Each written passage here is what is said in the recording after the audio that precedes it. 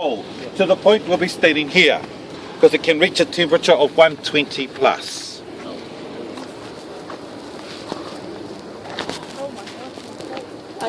Now, as we continue around, if you're returning tomorrow for the cultural performance, try and arrive an hour before the show, so you can get to go around all the other tracks that we not cover in the tour. 40.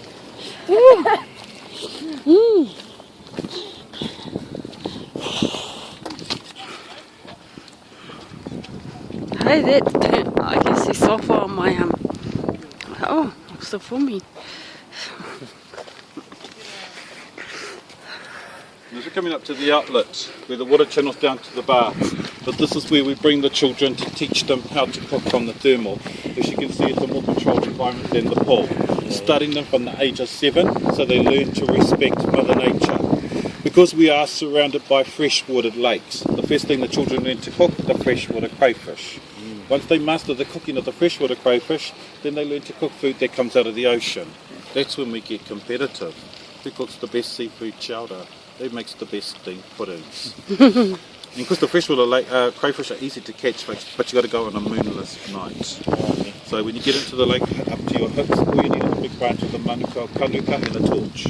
Place the whole branch in the water, shine the torch over the boat, they're attracted to the light. And then 10 minutes later, pull the whole thing up, you've got about a good dozen of them hanging into the branches. You don't go diving for them. That's a good question. What are you doing? You see them diving for them. You just need a torch and a branch. Oh, good tips. That's what you have to go when the moon's gone up. Now, as we're coming up the hill, that carved house, or the house behind me, you can see the name of that house above the doorway, Tihoro Matakaka.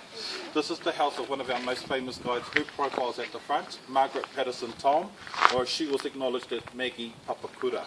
She was the guide during the 1901 royal visit, the Duke and Duchess of Cornwall and York. She was also invited to the coronation of King George V and Queen Mary in 1911, which is Queen Elizabeth's grandparents. And then she was also the first Māori woman to attend Oxford University, where she met her husband. Unfortunately, before she completed her final thesis, she died. And this is where she resided before she went over to the UK.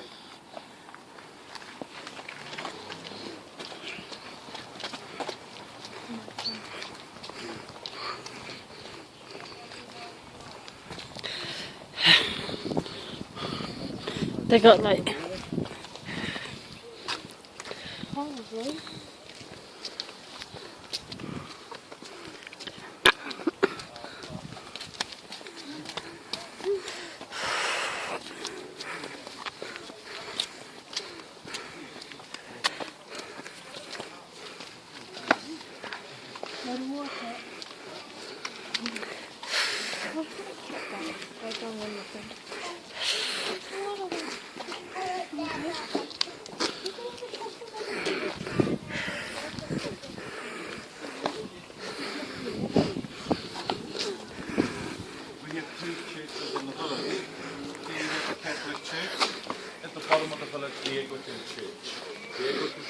Arrived in our village after the eruption of Mount Tarawera. The survivors of that eruption were then relocated to the village and they brought their church with them. Now, as we come past the cemetery, the tombs are above the ground because of the activity below our feet. good.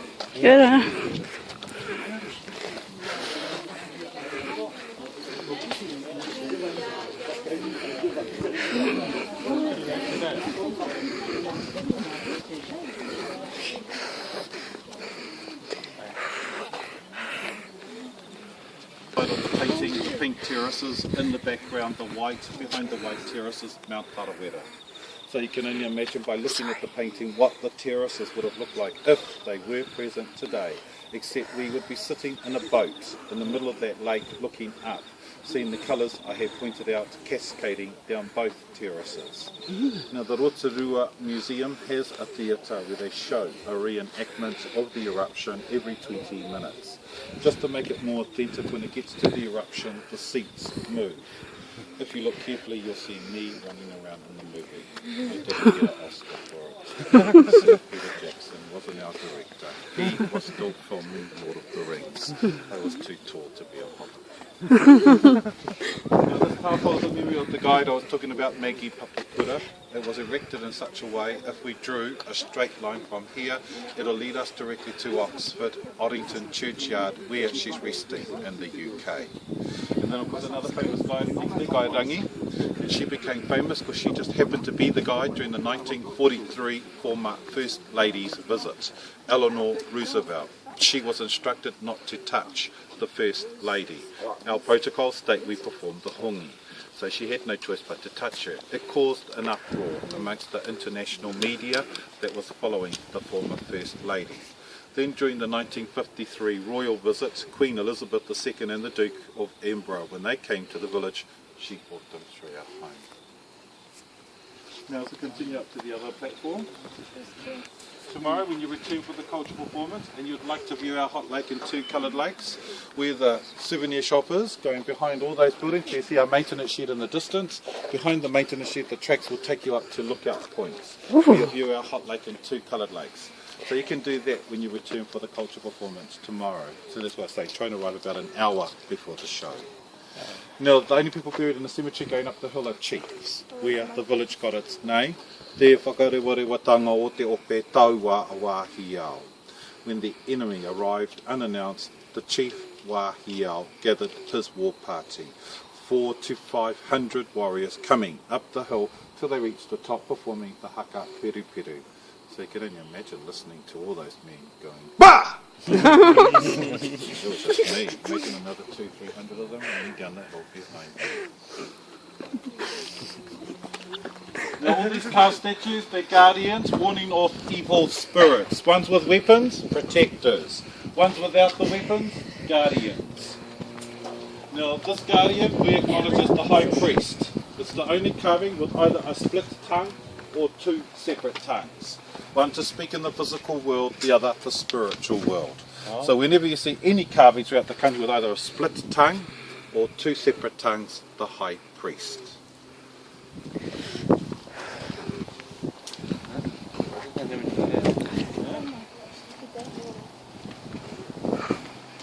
We're getting closer.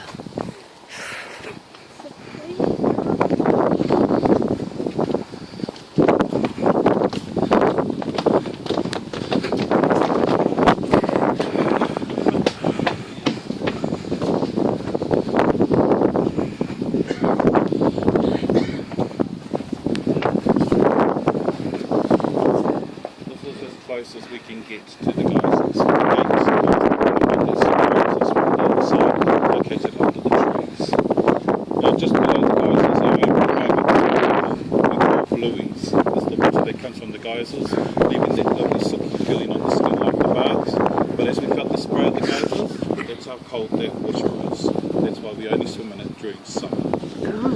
Now Rotorua, the name of the city and the lake, Roto Lake Rua 2, second lake, as it was the second lake our people discovered as they made their way from the coastal shores inland. The full name, Te Rotorua Nuia Kahumata Momoi, the second lake with the paramount chief Kahumata Momoi. The city was not established around the geysers that play up on the terrace. The city was established around another geyser. Waikite in 1969, the last time the geyser erupted, when it went to full eruption, it reached a height of 150 metres. That is what Fenton Street, the street with the hotels and motels on it leading right back into town, was the clock tower on that street, our first post office. The chiefs at the time said to the judge, we'll name a street after you. Where would you like it? So he walked out of the post office, he turned south and pointed to the geyser and said from here to that geyser, that's how Fenton Street was developed. Now, we're going to make our way down to the carved house. And then that's where we'll conclude the tour. And if you have a few minutes, you want to view our largest mud pool, I'll direct you to our Anglican church.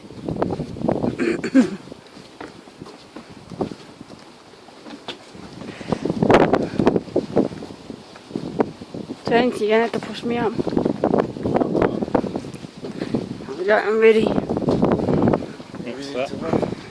Get pushed. Get pushed. No, don't carry push.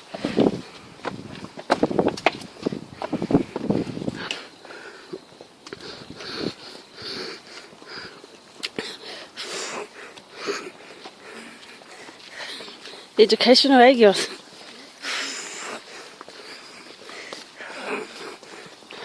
Where's your puffer?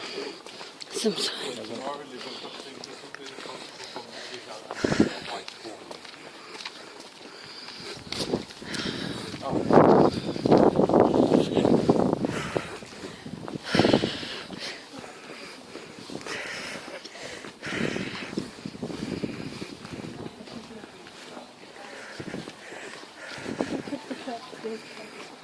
I'm trying to hold it still.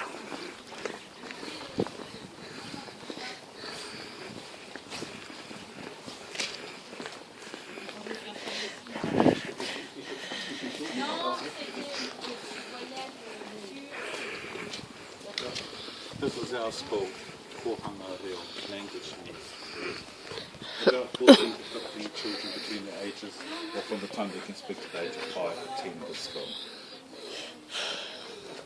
It's cool.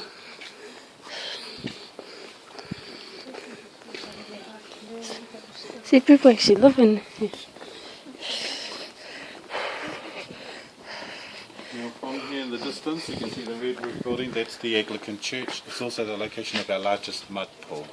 So when we finish over here, it will only take about 2-3 minutes to walk up to that church to view the mud pool.